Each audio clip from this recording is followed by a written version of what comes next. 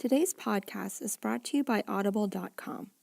Get a free audiobook download and a 30-day free trial at www.audibletrial.com/hernameis. Over 180,000 titles to choose from for your iPhone, Android, Kindle, or MP3 player. When I interned at North by Northeast, I started to go to a lot of shows, and I guess I really wanted to be a part of what puts music and people together, and that's kind of my aha moment. My name is Tiana Feng, and I work in the music industry. Hi, I'm Emily Milling. And I'm Jenny Tang, and this is Her Name Is, a podcast about creative women you should know. We've combed the city of Toronto to find some of the most talented and inspiring women working in creative industries. Every other week, we will tell you one of their stories. We want to share their experiences with other amazing women that are looking for inspiration to do the same. This week, we talked to Tiana Feng, an audiophile who founded and manages Canadian music website Ride the Tempo, does concert photography, and works at the Society of Composers, Authors, and Music Publishers of Canada, also known as SOCAN. On top of that, she's also a juror for Polaris Prize, Prism Prize, Juno Awards, and Factor. Throughout her life, there was never a time when music wasn't part of her goals, whether it was listening to it, playing it, or writing about it. So I was kind of like the nerdy geek in school. I guess finding where I belonged was something that I dealt with, and so I kind of just delved into music and just became friends with my records, which at the time were probably very lame punk records too, like Simple Plans. In band, I played the tenor saxophone. So, yeah. I also played keyboard in jazz band, but in high school, I really liked band for some reason. I would join bands that I was too young to join, just so I could be in the music room all the time, just because of the sense of community and the sense of creating something together. Tiana grew up in the suburbs of Mississauga, Ontario, and although it was right next to Toronto, she really didn't get to visit it all that often. I felt like I lived a very sheltered life in the suburbs. There wasn't really that much to do in Mississauga. Most people would just go to the movies or the mall. So I didn't really experience culture in the way that I did downtown until I moved and went to university. She describes her relationship with her parents like any typical relationship between Asian parents and a North American-born daughter. Sometimes they wouldn't understand what I wanted to do in life, but they always meant well. But we had different kind of understandings of what was best for me. Get a job, being a doctor or a lawyer or something that makes lots of money. Of course, she went in the opposite direction and decided to focus on music, writing, and websites. I've always been I've had websites since I was 9 years old, maybe, and I've always had a blog. Since before I could remember, MySpace, LiveJournal, Asian Avenue, and GeoCities sites.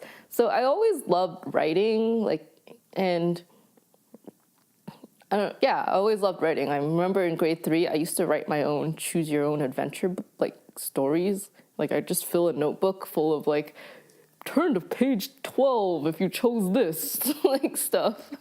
I would fill the whole notebook with stuff like that. So I always loved writing, and I always liked people reading my writing, I guess. So that's what drew me to blogging. When I was 9, I think one of my first websites ever was a Pokemon GIF site on GeoCities, and I would put so many GIFs on it that it would crash your computer. It wasn't a purposeful thing, but it's I'm gonna collect all these Pikachu gifts on this page, and then and then I would open it, it would just crash my computer.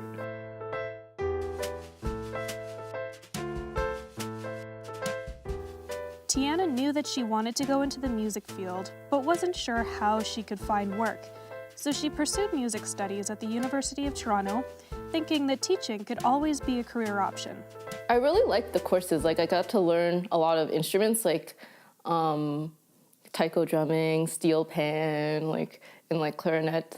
You could take a lot of introductory courses, but a lot of those courses were also worth .33 of a credit. So you would have to take a lot of them. And I used to have nightmares that I'd graduate or I'd get to my 4th year and I'd be missing like .01 of a credit and not graduate or something, which seems like a legitimate thing that could happen, but no, thankfully like it didn't. And yeah, like I really enjoyed it, but like in the 3rd or 4th year, I guess a lot of anxieties about performing started to happen, and I felt like people were very competitive there. Like at the end of every year in university, there's like what we call the jury, which is like a fancy name for like a big, really big piano exam in front of like 5 people, and like just practicing for that and trying to be like perfect. You would practice like the same 4 songs for an entire year just to try to make the 4 songs like perfect. And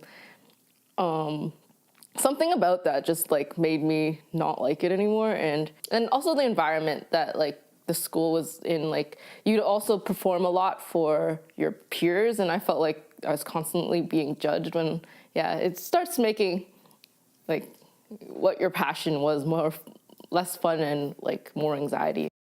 Tiana did manage to pull through, and she successfully completed music studies, but not without some help.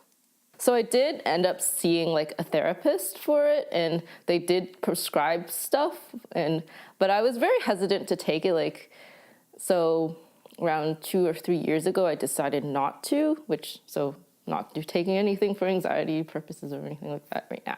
A lot of the times, like, I just use the nervous energy to go do things, like that's why I do so many things with my time. It's like keeping myself busy actually like keeps me sane, which is kind of weird.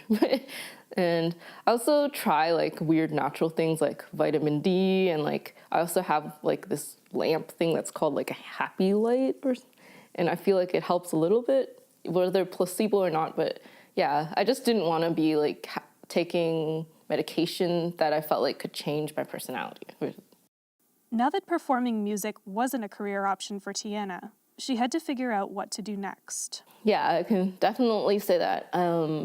At the end of my 4th year, I knew that like I didn't like performing anymore, and even when I graduated, I didn't touch the piano for maybe like 6 months until I kind of reacquainted myself with it and decided that I wanted to or if I wanted to play, I would play for myself and no one else. Yeah, I still do. And like, I think now that I've kind of grown more to playing for myself, it's like I'm doing it for me and no one else now. I'm not doing it for some marks or like performing for people. It's like, it's more personal now than it was, I guess, when you're like, yeah, like, because even before, like all my life, it's always to impress someone like my parents but now it's for me. So in 4th year university, I think I started to really branch out and like see music live. And then I also volunteered for North by Northeast. And then like within volunteering, I really fell in love with the music scene, and I realized, wait, maybe like I can do other things in the music or with music and my life that aren't necessarily teaching. So I wanted to pursue that. Like, what if I wanted to work in the music business? Like, how do I go about doing that? And I think I saw an ad for Trebus, which is one of the computing schools, on the subway. So I looked up like other schools, and that's how I found Metalworks. And I knew I wanted to work in like, or find ways to work in the music business, but not necessarily like audio engineering, which is like the other program they offered. So that's why I chose the entertainment business management. She just had to convince her parents first. But also I had to convince them that I wanted to go there and that it would allow me to open up my opportunities like other than teaching. And at first they were like, oh my God, this costs another $12,000. And it took some convincing, but I guess that in the end, they wanted to open all those opportunities, and I was thankful for that too. At that point, I was already like screwed because I already had like a diploma in music. Like I did finish my degree. It's like I've done my degree to impress the Asian parents, and then yeah, like I pulled through and did that, and yeah. But then I was like, I don't want to teach anymore, and they're like, what? But yeah, so there was a little bit of a fight, but I think they knew that I didn't want to teach, and I think they were okay with like opening the horizons. While she enjoyed her experience at Metalworks, she felt that she probably could have done without the postgraduate studies. I'm thankful for like some of the friends and the connections that I've made there, but I don't think it's that necessary to go to a school like that. There were 8 people in my class, so they were small classes for sure, and some of the classes were really cool. Like I learned a lot about music publishing and music marketing and a lot of like general things about the music industry that I didn't know before, like all the performing rights societies, which is what I work at right now. And like I never knew like companies like that existed. So it did help. Like I did learn a lot of stuff about how the music industry works, and yeah. And the small class sizes help too, because then you could have a closer relationship with your teachers and ask them a lot of questions.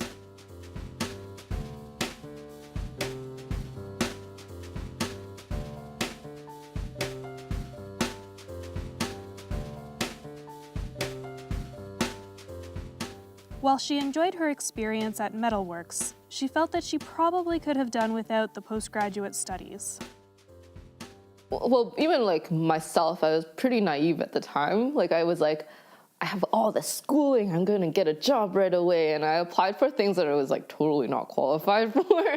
So yeah, I did kind of think I was gonna get a job right away. And my parents wanted the return on their investment of like 2 degrees basically. Yeah, there was some pressures, and and I spent kind of like 2 to 3 years in limbo, like finding work that wasn't underpaid work. I think there were a lot of artist management positions when I look back at it now that I probably would have been pretty underqualified for at the time, because a lot of it like does require like maybe internships or like learning from someone or just like doing it on your own for a little while before like working at a legitimate company that does that. After graduating from Metalworks, Tiana experienced the all-too-familiar job hunting nightmare that most 20-somethings currently face. Well, like in the beginning, I was like, yeah, I'm going to get this. And then it became kind of like, oh no, like, I don't know what to do. I'm never going to get this any job.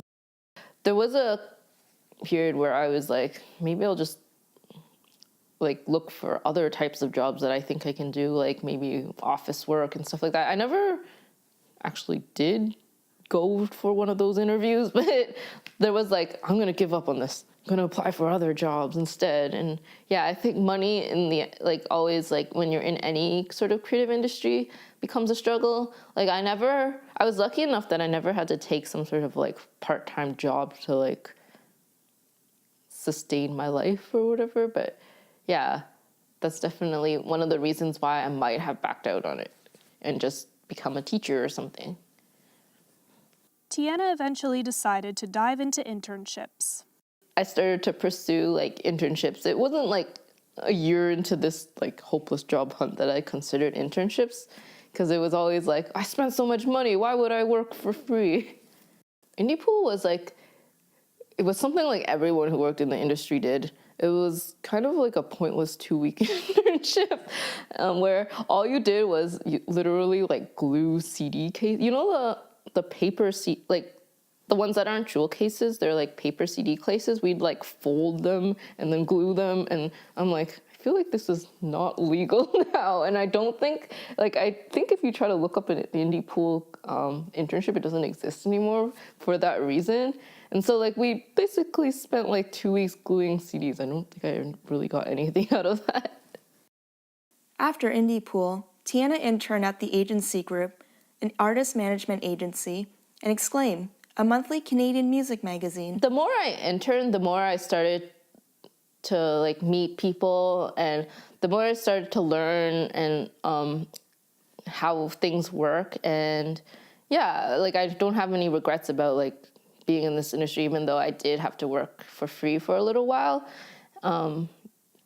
Yeah, like both the Exclaim internship and the agency group internship, I enjoyed a lot, and I learned a lot from both. They were very different things, and it really opened my eyes to like all the different sorts of avenues that I think I could go. And like even like now, I'm not sure what I want to do, but I know it's something within the music industry, and there's like so many things out there that I could pursue if I like wanted to change And so I don't think I made the wrong decision. Her intern experiences eventually led to a job in the Communications and Marketing Department at SOCAN, the Society of Composers, Authors, and Music Publishers. I do a lot of assisting in content creation, so whether that's online or offline, because we do pamphlets and stuff. We basically raise awareness so that businesses buy a music license whenever they're using music, and also to try to get more members to join. Although Tiana has a job in her field, she still has her sights set on being part of what puts people and music together, and that is where her music website, Ride the Tempo, comes in.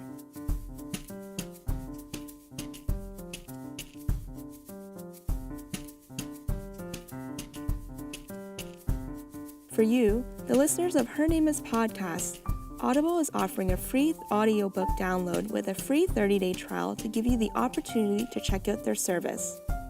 To download your free audiobook today, go to audibletrial.com/hernameis. That's audibletrial.com/hernameis for your free audiobook.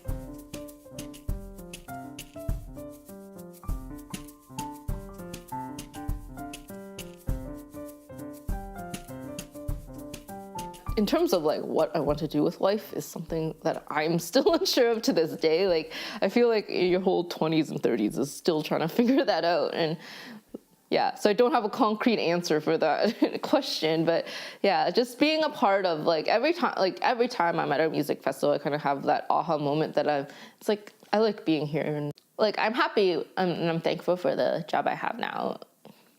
But I also love the fact that I have time to pursue like what I'm like passionate about outside of work too. I started writing about music maybe 2 years before Ride the Tempo. It was like a personal blog that was on Blogspot, and I wrote a lot of music, and I started doing that because I wanted to share music with my friends. And then somewhere around 2010, Blogspot got bought by Google, and Google deleted a lot of music blogs. So I had to start all over again, and from those ashes, Ride the Tempo was born, and then I started blogging about Canadian music. So I don't know, I forgot where the name Ride the Tempo came from. I think it was a song at the time that my cousin was listening to. He's like, you should call it Ride the Tempo. And I was like, sure, let's check if the domain name is available. And so I bought the domain, and then, yeah, I started blogging from scratch again about music.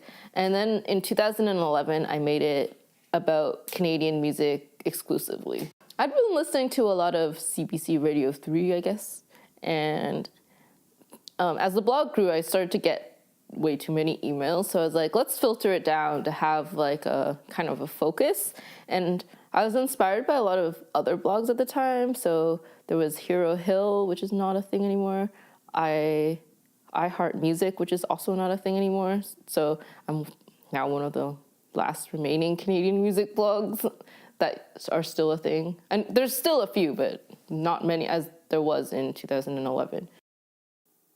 There's been steady growth for Ride the Tempo, but getting famous or bought out by a bigger outlet was never what Tiana had in mind.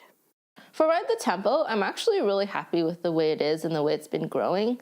I never really it was never really like a plan to make money off of it, mostly because I like the direction that I chose to head in, and there's nothing like preventing me from posting whatever I want. And I feel like if ever like, I don't know, someone decided that they wanted to buy it or like pay me to buy it off me or pay me to write it or whatever, like I don't think I would take it, because I don't want something that would control what I write. And so I'm happy with the way it is and the way it's growing. It's actually been growing a lot lately from just people really appreciating what we post, and the fact that we post Canadian music. Like this year, for some reason, I've been getting like fan mail, like, thank you, I just discovered this in this song, which is really weird for a blog. Like a lot of my emails is just like, please post my song, but now we're getting like other kinds of fan mail, and I've been, even if it's like one person, I was like, that's pretty cool. And so yeah, I like the way it is now, and I don't need it to be any bigger necessarily for myself. There is no doubt that the music industry is very male-dominated. Tiana points to the panelists for upcoming Canadian Music Week and notes that it's only about 13% women, and women of minority are pretty much non-existent. Groups such as Toronto Women in Music, which Tiana is a part of, are working to change that statistic by providing mentorship, support, and insight. Every month, they also have meetups where they just talk, like one girl will be featured to talk about her job and how she got there and like any questions about her job, which is cool. And I feel like that's the type of mentorship I wish I had a few years ago. And now, like, I'm really lucky to have that group of girls, and they're amazing. And anytime like someone has a question, somebody else will like answer it. And I feel like that's the type of community that I wish I had when I was younger, but I'm still glad that it's happening now. In between managing Ride the Tempo, freelancing at Exclaim, and working full-time at SoCan, Tiana is keeping busy, and that's exactly how she likes it. I guess I'm like a perfectionist and like, yeah, all like that nervous energy. And it's like, if I'm not doing something, like I'm uncomfortable. Like if I'm like, why is it like 8 p.m. and I'm already in bed? Like I could be doing this or this or this. Like, yeah. So it's just like something that keeps me sane. Like if I'm not busy, like I actually get anxious, more anxious. Like at the same time, like then I use all that energy and it kind of comes out in a positive way, because I guess when you're nervous, you want things to go really well. So I usually end up doing things really well and really efficiently. So yeah, that's how I would apply them to projects. I do things outside of like doing work that helps too, like unplugging and like building Lego and weird hobbies like that.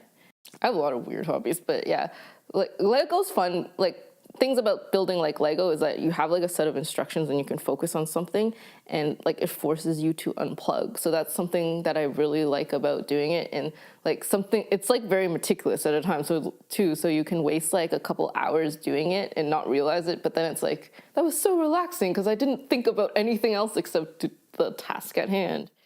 Being part of the music industry has allowed Tiana to meet a ton of inspiring people along the way, and she's decided that ultimately, she wants to be able to work with musicians on a more personal level. Just meeting a lot of people who are passionate about doing it also, and all the friends I started to surround myself with that also work in the music industry, it's kind of cool to see them succeed. Like, I'm really proud when like I see my friends like starting a cool new job, because then it feels like I can do it too. And I also have that support network of people to approach when I don't know what to do with life. I guess for career-wise, I would still like to work with musicians more on like a personal basis, because I'm always around them outside of work, and to feel like I'm helping them directly would be something that I'm passionate about. There are many industries that are tough to break into, but as Tiana proved, persistence, hard work, and fostering and maintaining relationships can go a long way.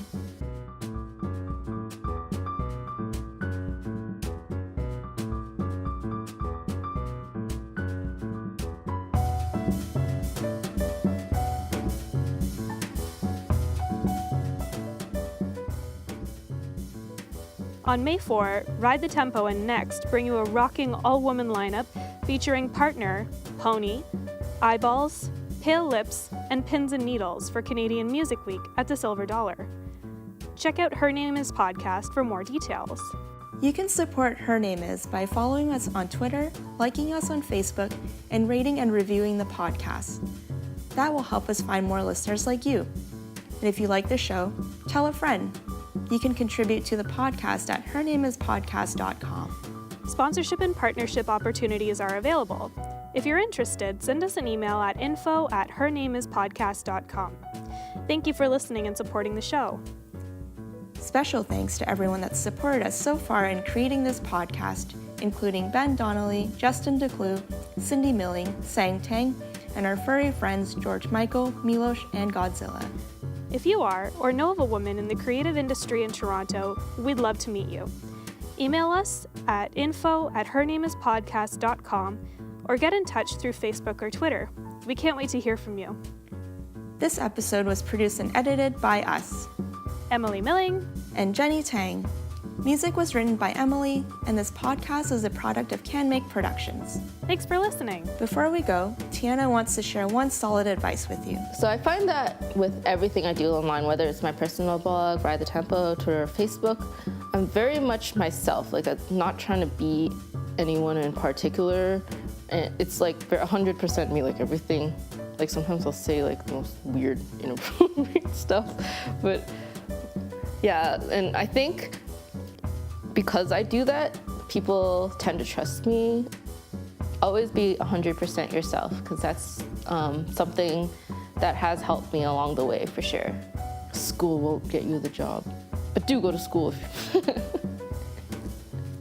Yeah, but for real, like school won't get you the job, and sometimes you do have to pay your dues and like talk to everyone that you come across, and also be nice to everyone you come across. Like sometimes you might think you're too good for some person or too good to talk to someone, but that person might end up somewhere along the way and help you along the way. And it's really important to like keep those connections and not burn any bridges, because you never know where someone you meet is headed.